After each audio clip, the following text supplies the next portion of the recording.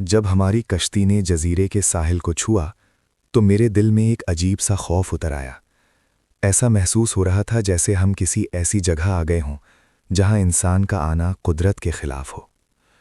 जजीरे का नाम नक्शे में सेंट मारो लिखा था, मगर हकीकत में ये नाम सिर्फ कागज़ पर जिंदा था। जजीरा खुद मर चुका था। मैं और मेरी दोस्त आयशा छुट्टियां गुजारने यहाँ आए थे। हमें बताया गया था कि ये एक पुरसुकून सियाहती जगह है, मगर जैसे ही हम साहिल पर उतरे चारों तरफ फैली खामोशी ने हमें घेर लिया।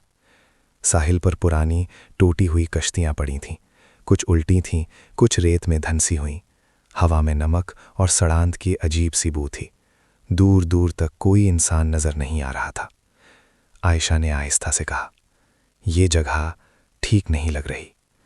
हम साहिल से आगे बढ़े तो एक सुनसान सड़क हमें कस्बे की तरफ ले गई।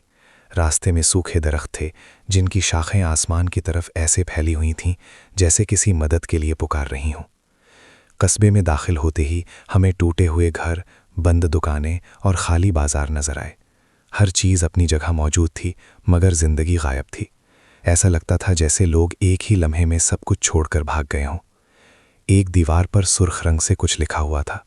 मैंने पढ़ा, वापस चले जाओ। आयशा का रंग उड़ गया।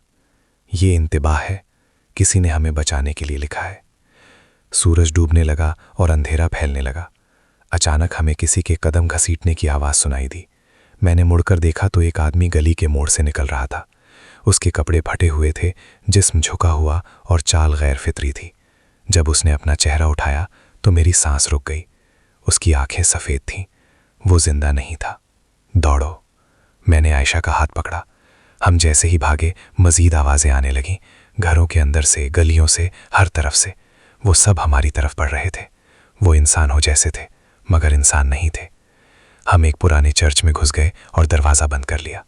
अंदर मोमबत्तियां जल रही थीं जैसे कोई अभी अभी यहाँ मौजूद हो।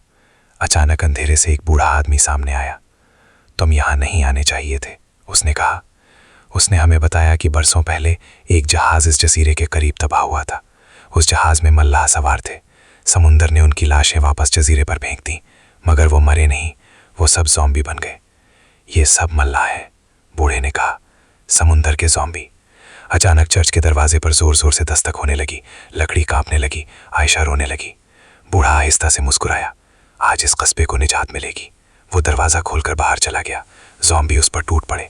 अचानक एक तेज़ रोशनी फैली और हर तरफ चीखें गूंजने लगी। फिर सब कुछ खामोश हो गया। जब हम बाहर निकले तो कस्बा चल रहा था। ज़ॉम्बी गायब हो चुके थे। हम बगैर रुके कश्ती की तरफ भागे और जजीरे से दूर निकल गए। आयशा ने कांपती आवाज़ में पूछा, क्या ये सब खत्म हो गया? मैंने पीछे मुड़कर जजीरे को देखा। वो धुंध में चुप रहा था। अचानक समुंदर की सतह पर एक हाथ उभरा। पानी के अंदर एक सफ़ेद आंख खुली।